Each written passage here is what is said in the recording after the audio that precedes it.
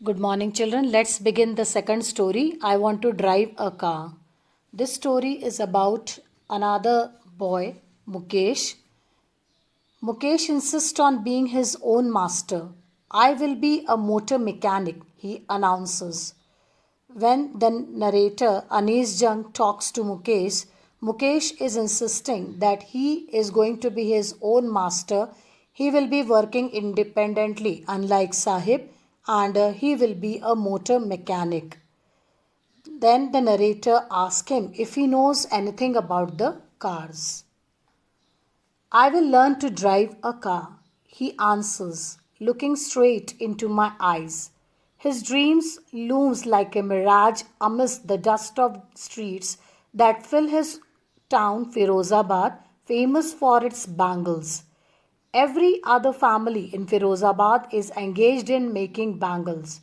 It is the center of India's glass blowing industry where families have spent generations working around furnaces, welding glass, making bangles for all the women in the land, it seems. Now let's see the word meanings first, children. Looking straight into my eyes is with confidence and determination. Looms like a mirage means seems that it will be true in the future, but actually it will not be so. Amidst, in the middle of, glass blowing industry is industry related to making glass. Furnaces are here a closed room or container where heat is produced. Welding is the process of joining metal or glass pieces by heating them. The boy Mukesh was confident and replied that he would learn to drive a car. His dream was far away from reality, and although the boy was confident, he would succumb to the societal pressures. This Anis Jung assumes. So he lived in Firozabad, which was and which is famous for glass bangles. The writer felt that the boy's dreams would not materialize and gradually get influenced by the dusty streets of Firozabad. Anis Jung wanted to say that as every family in the town of Firozabad was involved in the glass bangle industry, so would Mukesh do with the passage of time. She tells us that Firozabad was the main town of India and is the main town of India for the glass blowing industry. The families had been involved in working at furnaces, welding glass, and making bangles for generations. So they made so many bangles that it seemed that they made bangles for all the women of the world. Children, here literary device hyperbole is used. Mukesh's family is among them. None of them know that it is illegal for children like him to work in glass furnaces with high temperatures in dingy cells without air and light, and the law, if enforced, could get him and all those 20,000 children out of the hot furnaces where they spend their daylight hours, often losing the brightness of their eyes. Here, the narrator points out that Firozabad is a which is famous for bangle making industry. Here, all the bangle makers they continuously work in very small dark huts. The children would sit next to a line of oil lamps whose flames were unsteady. They, along with their parents, joined the pieces of colored glass into circles called bangles. As they spent a lot of time in the dark, their eyes would not adapt to the bright sunlight, and many of them they lose the brightness of their eyes also before gaining adulthood. Mukesh's family is among them. None of them know that it is illegal for the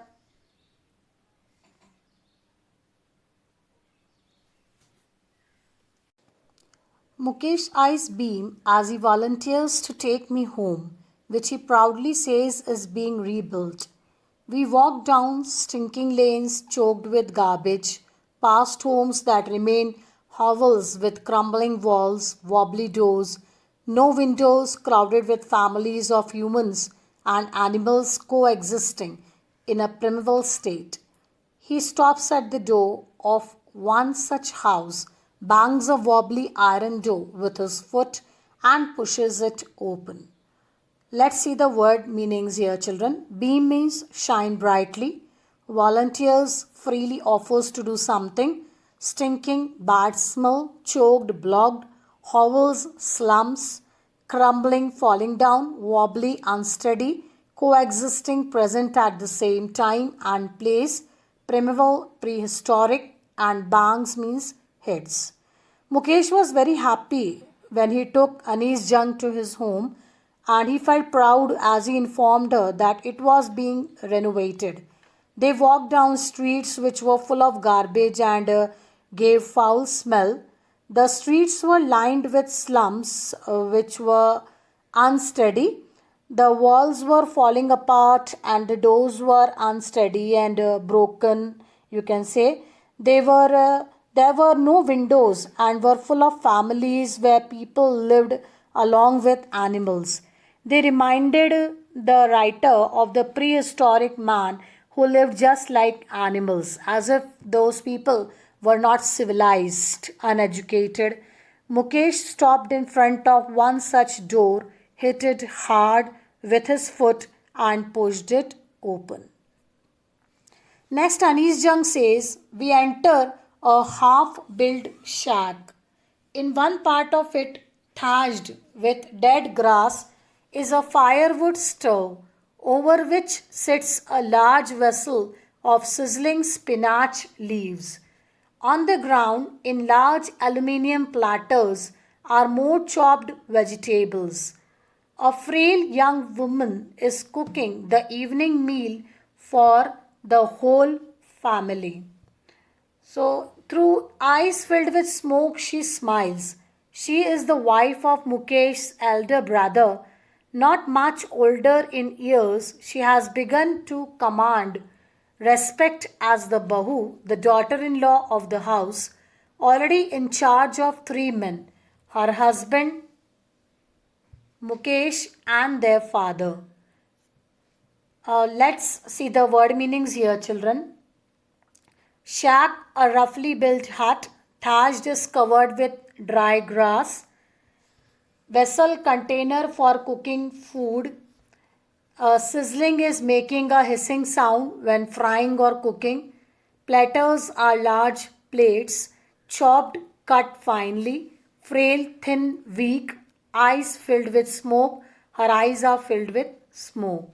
So Mukesh went took Anis Jung inside his house.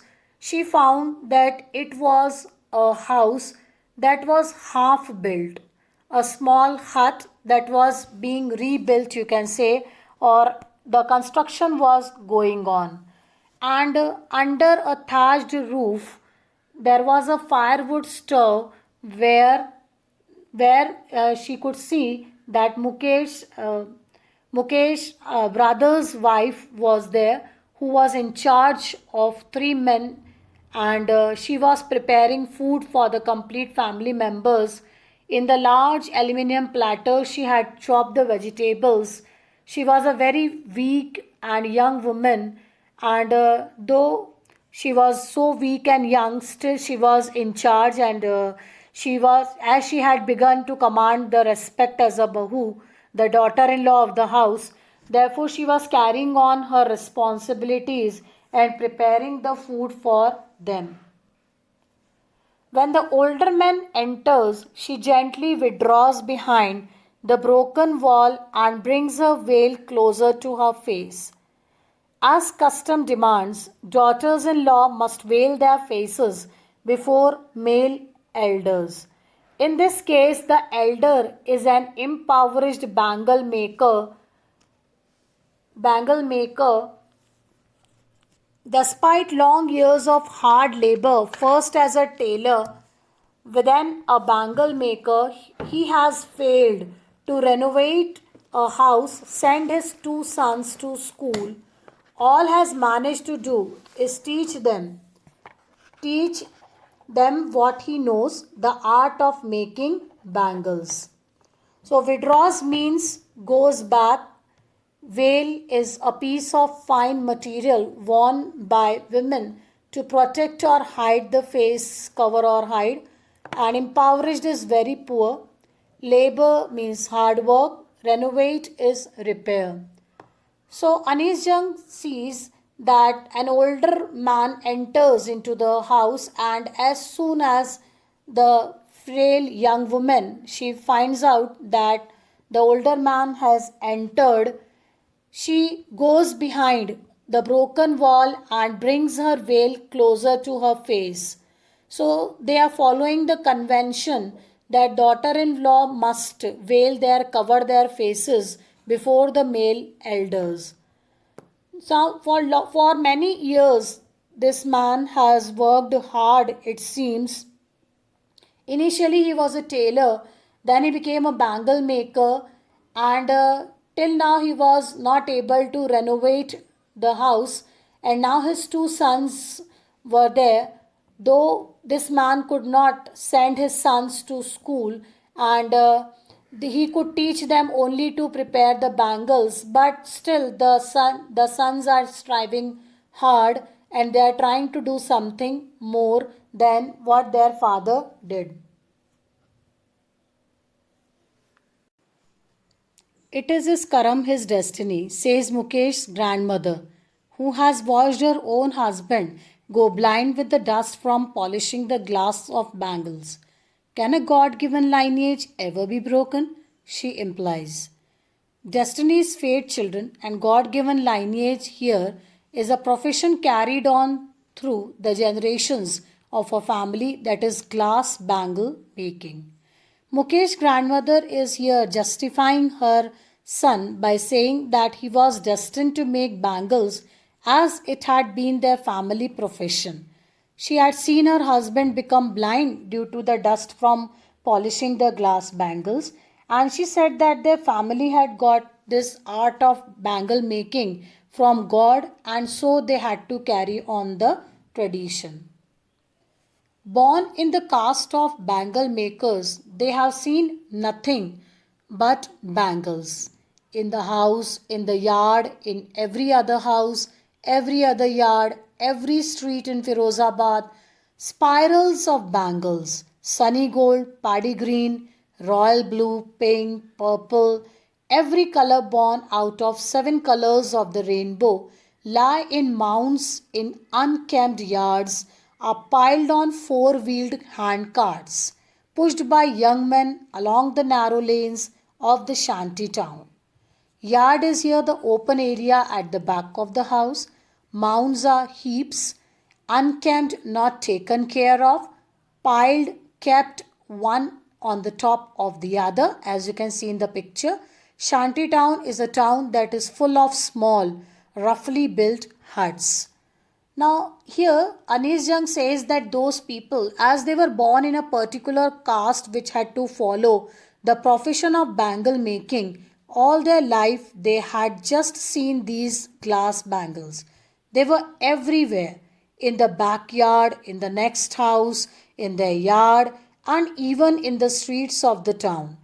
There were huge spiral bunches of bangles in different colors like gold, green, blue, pink, purple. Now see the irony, children, that there were bangles of all the colors that were visible, colors of the rainbow, but their life is so dull and dark. Further, the writer says that there were bangles in the neglected yards also. They were dumped on the handcarts for sale. They were pushed by men along the streets of Firozabad.